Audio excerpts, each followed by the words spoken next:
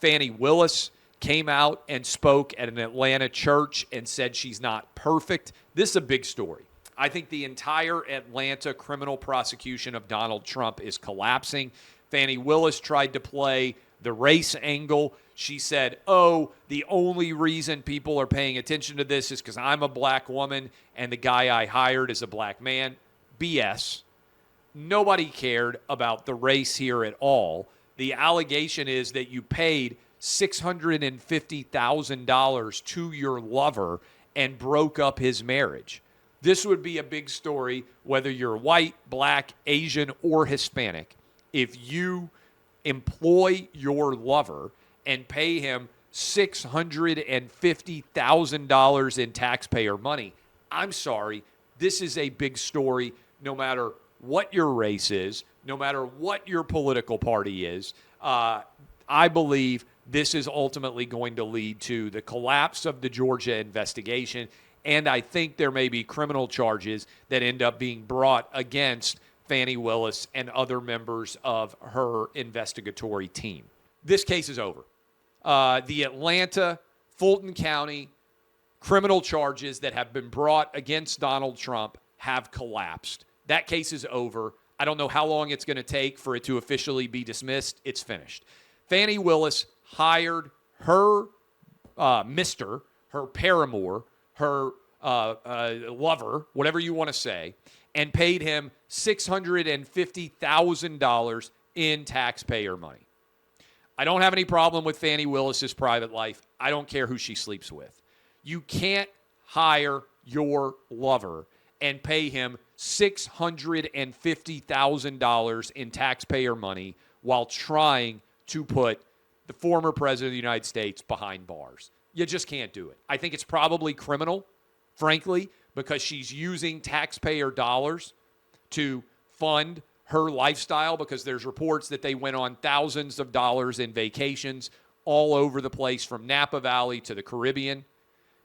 If that is going on, as it appears to be going on, that she hired her her paramour, her lover, and has allowed him to be paid by state of Georgia funds, those charges are over, right?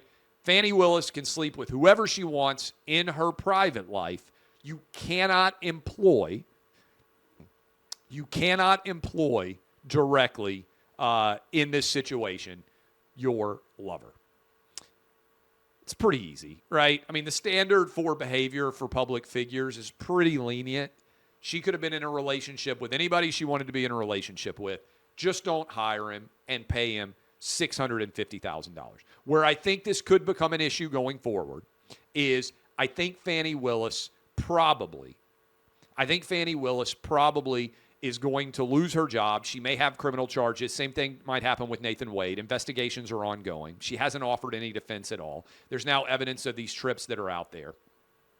Where this could become even more interesting than just things getting knocked off in Georgia is if criminal charges are brought, and I think there's a decent chance they may well be brought, then they may turn state's evidence to try to avoid getting charged in Georgia. That could mean that all of what I believe is a conspiracy that was organized by the Department of Justice under Joe Biden, by the White House itself, to try to put their chief political adversary in prison for the rest of his life, while simultaneously trying to remove him from the ballot. All of this is going to be shown to be a large collusion. And if that is true, then all of these charges against Trump could come crumbling down in the near future. Georgia is done. What happens in South Florida, what happens in D.C., what happens in New York, I think they're all interconnected. It's not a coincidence that they waited until primary season in 2024 to actually bring these charges. They could have brought charges years ago on everything but the classified document scandal. And I suspect that many people who have not said it publicly yet understand it to be the case. Fani Willis is going to have to step down as the district attorney in charge of this case. So is Nathan Wade, potentially all the other prosecutors too. And I think there's a decent chance that Fani Willis is going to face criminal charges for hiring her lover and paying him $650,000, then using those taxpayer funds to be able to go on luxurious, extravagant trips with her lover. You can't employ as the supervisor your lover. Just can't do it. And so, again, I talked about this with the Nikki Haley situation, the allegations of her having an affair. I don't really get involved in the public lifestyle choices of politicians or anybody else in positions of prominence. I care about whether you can do your job or not, but you can't employ your lover on taxpayer roles. You just can't do it. And Fani Willis herself said she would never do it. She lied to the American public about what she was going to do. This case is over. So if you're sort of keeping track on all the different cases pending against Donald Trump, the March 5th, I believe, or March 4th, sorry, is the date when the Jack Smith, Donald Trump, January 6th related trial is supposed to happen. It's not going to happen on March 4th. I don't think, if it's going to happen at all, I'm not sure, but the Supreme Court's going to have to issue a ruling in this case before they can get going. Supreme Court, I think, will hold it until late June when they release their final opinions. You'll have to seat a jury. I think it's going to be very difficult to have this case in July and August of 2024 in the middle of a presidential election campaign. Maybe there, as a result, so the Atlanta case is not going to happen. Jack Smith's case is going to be delayed. That means the South Florida case is probably going to be delayed as well. Those are both federal cases, South Florida and Washington case. I think maybe the Alvin Bragg case ends up happening in New York City. It's a garbage case, not going to have much of an impact. I think Democrats increasingly are starting to panic because they're recognizing that all these charges being brought against Trump have worked to Trump's favor and that they're not even going to be able to get all of those cases completed in time to be able to take advantage of that situation. I think she's going to have to step down. I saw the New York Times yesterday had an editorial suggesting that Fani Willis and Nathan Wade, her paramour, her lover, that she hired and paid over $650,000 in taxpayer funds, that she should step down and that he should step down as well. I think that's likely to be what ends up happening. But now the question is, an investigation has been opened in the state of Georgia. An impeachment proceeding has been brought against her, ironically enough. And I think before all is said and done, she's going to be off this case in Georgia. And I also think that she is going to be facing some form of criminal charges for the misallocation of resources into her lover's pocket as a part of her investigation of Donald Trump. I think that is where we are headed. Also, I'll point out, we talked about this on Clay and Buck, that both the Wall Street Journal and the New York Times had articles up about the timing of the Donald Trump legal shenanigans and the idea that they're going to be able to finish these cases. I would still set the over-under at like a half or one in terms of how many cases are going to be completed. Maybe I'd set it around one. I think the Alvin Bragg New York City case might end up happening before all is said and done. But I think the odds that somehow Trump is going to get knocked out or get put in prison or there's going to be some sort of result that is super incriminating for him before November and the election, a little bit over 9 months away from now, I do not think is very likely to happen as we move closer and closer to the election in 2024. I couldn't believe what I was watching. The big picture is this case is over for Fani Willis and Nathan Wade. They're both going to get removed. They're going to have to find a new DA to prosecute this case. Since it's not a federal case, many people out there tried to argue this was the case that Trump had the most peril from. They are all wrong. I don't think this case will ever go to trial. I don't think anything is going to come of it. It is a epic bonfire disaster for left-wing activists, what has happened here. Let me just take you through it. We don't know what year Fani Willis began to sleep with Nathan Wade, a prosecutor that she hired to be a part of her DA team. There was an under oath testimony that the relationship began in 2019. Nathan Wade denies and says it didn't begin until after he had been hired by Fani Willis. Whatever you think of the particulars, here is the reality. Fani Willis could have slept with any man on the planet except for the man that she paid $650,000 in taxpayer funds, the married man that she paid to be her subordinate. She picked Nathan Wade. And Tommy Lahren tweeted underneath when I shared this, the heart wants what the heart wants, Clay, which is always a funny line anytime people make ridiculous choices. This is bonkers.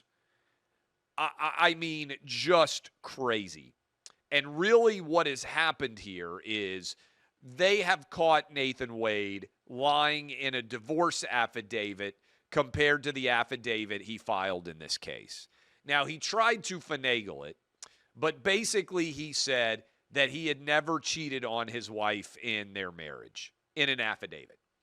He then admitted that he had slept with Fani Willis while he is married to his wife. When he was questioned on that, he said that in his opinion, his marriage ended in 2015 and therefore he had not cheated on his wife by sleeping with somebody else. Yeah, that's not how marriages work. You're still legally married to your wife.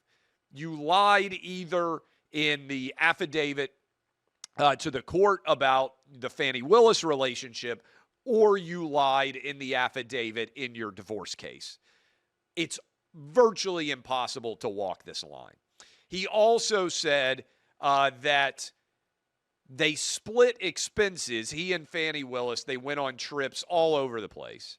And I got a couple of thoughts on that. I mean, they went to Napa.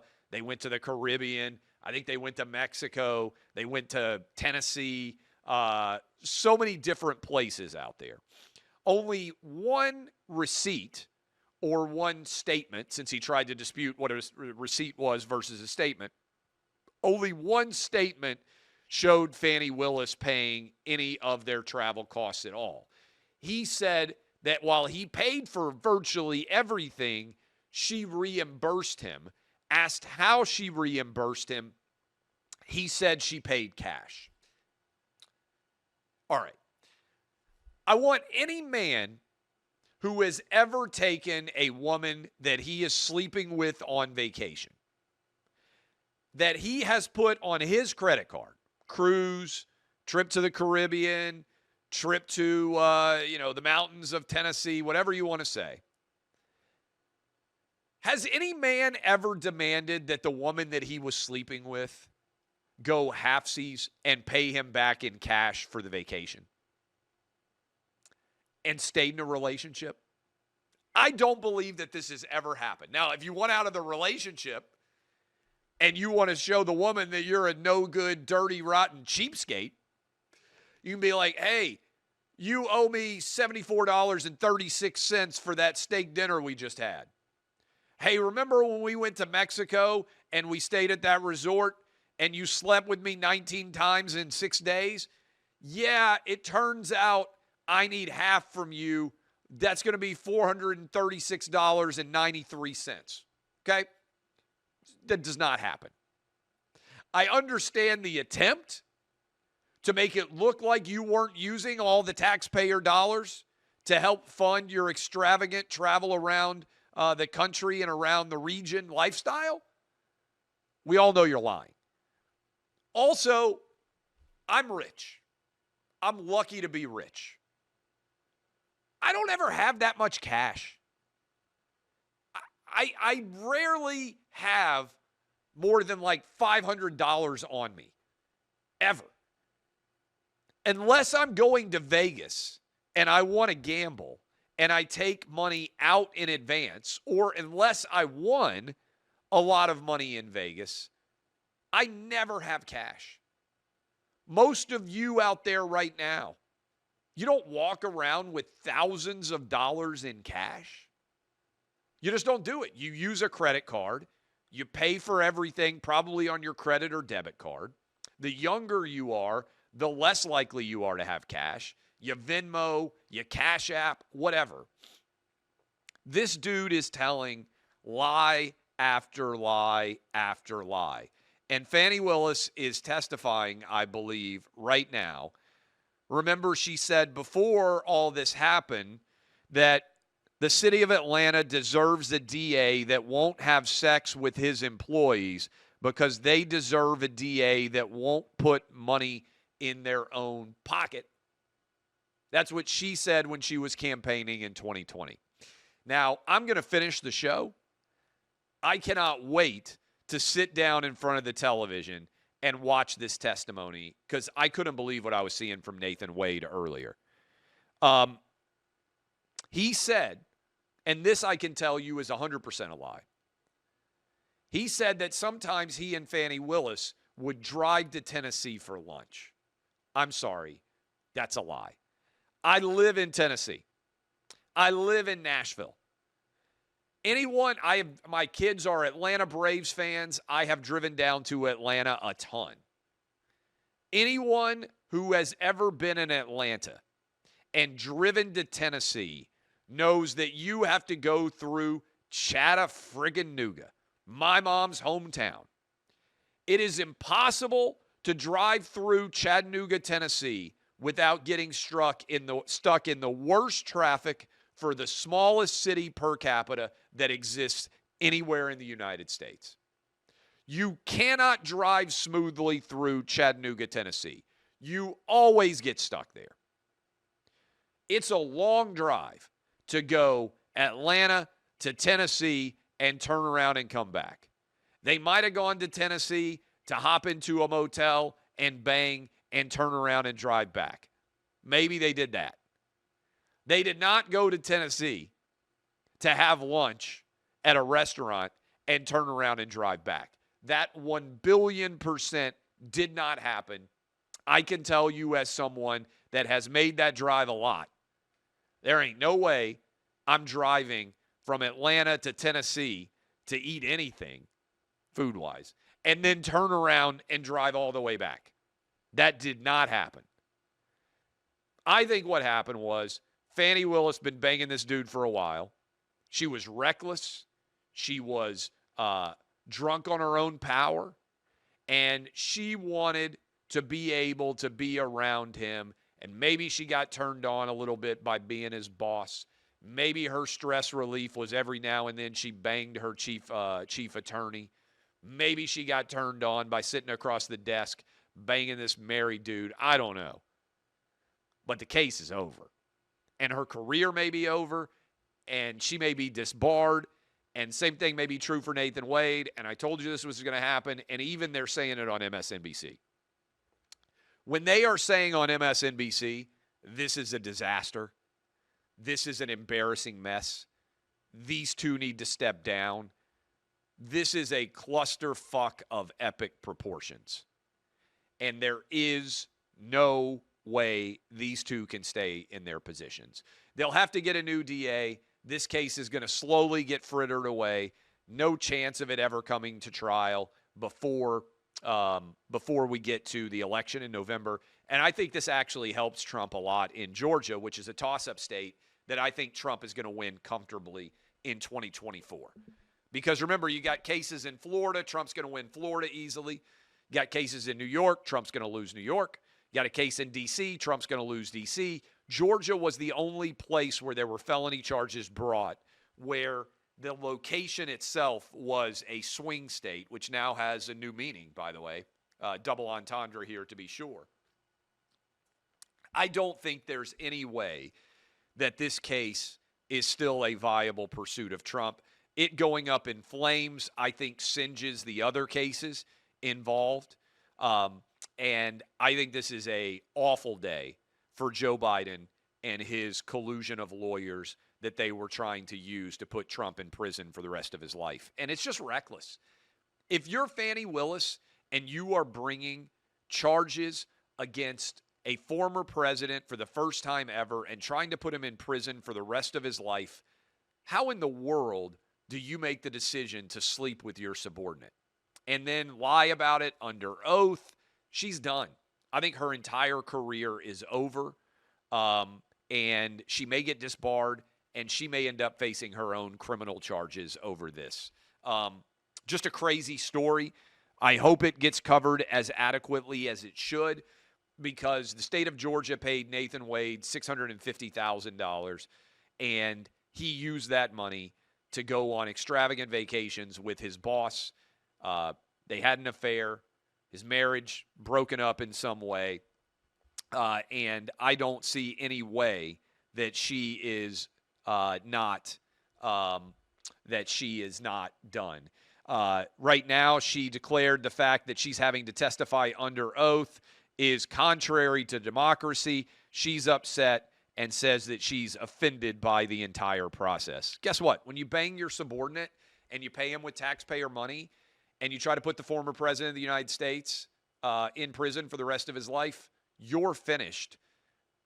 Trump is often the beneficiary of the idiocy of his opponents, and I think that's never been clearer than what's going on right now with Fani Willis. Fani Willis and Nathan Wade both tried to testify that they had no relationship, that their relationship did not start until after Fani Willis had made the hire. Now, I don't know that makes very much difference in the grand scheme of things, but they tried to draw this line between, oh no, our relationship started after he was already hired.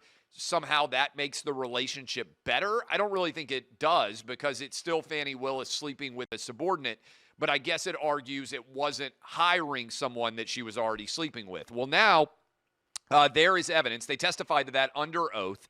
Now there is evidence that has been introduced in the case there that in 2021, before they were actually supposedly in a relationship, they had 2,000 phone calls, also 12,000 text messages. 12,000 text messages, 2,000 phone calls in the space of 10 months. I can guarantee you there is no one that I have called 2,000 times in a year in the entire time I bet that I have had a cell phone. I bet I have never called one person 2,000 times. I've been married almost 20 years. I can guarantee you at no point in my marriage have I ever called my wife 2,000 times, even in a year. I would be stunned beyond belief if that ever happened. Maybe we talk once a day on average. 12,000 text messages, that is unbelievable. Also, there is evidence from the cell phones that we have actual tangible proof based on cell phone pinging data that there was legitimately, and I've got this here, it was shared out there, and I think it's very significant, that on November 29th, 2021, before they claim that there was any relationship, and I'm reading from Megyn Kelly, he went to where Fani Willis is staying at 12:43 a.m. and left at 4:55 a.m. That's what a lot of us in the business back in the day might have called a booty call. You show up at 12:43 a.m. and you leave at 4:55 a.m. How many of you have platonic friends that you've showed up and stayed at their place for 4 hours late at night and then left early in the morning? I don't think that's going to fly. And I give credit now in retrospect to the questioning that was going on here. It seems quite clear based on the questioning that many of the legal teams here had access to all of this cell phone data. And I don't think there's any doubt that Fani Willis and Nathan Wade have both perjured themselves. So here is where I believe this is going to go. Fani Willis and Nathan Wade are off this case. I think Fani Willis is going to be forced to resign as Fulton County DA.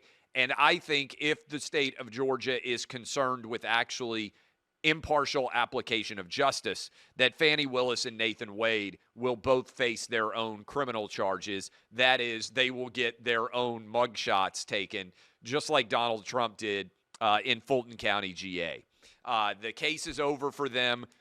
They will, I think, be disbarred and lose their licenses based on their testimony under oath. This was how reckless not only the relationship was, but that both of them would testify under oath. Lawyers would have said, I think to most of the time, to both of them, be careful.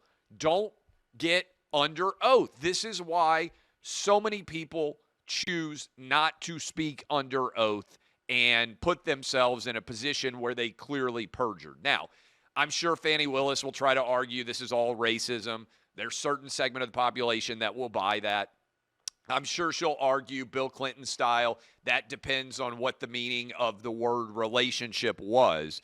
But unless she can explain away 2,000 phone calls in 2021 and 12,000 text messages, this is over. They have been caught lying about their relationship under oath. They're out of the case in Georgia, both of them. New DA is going to have to be appointed to run this case. I think Fani Willis is going to be forced out as the DA of Fulton County, and I also believe that these two individuals will be facing criminal charges. It's a blockbuster revelation. I'm actually surprised it's not receiving more attention than it is so far. When I read the Atlanta Journal-Constitution reporting this morning and the subsequent reporting that I've seen a few other places, to me, I mean, we opened up Clay and Buck today with this as our lead story. I'm opening up with you guys right now on OutKick talking about this as our lead story, and this is a huge story.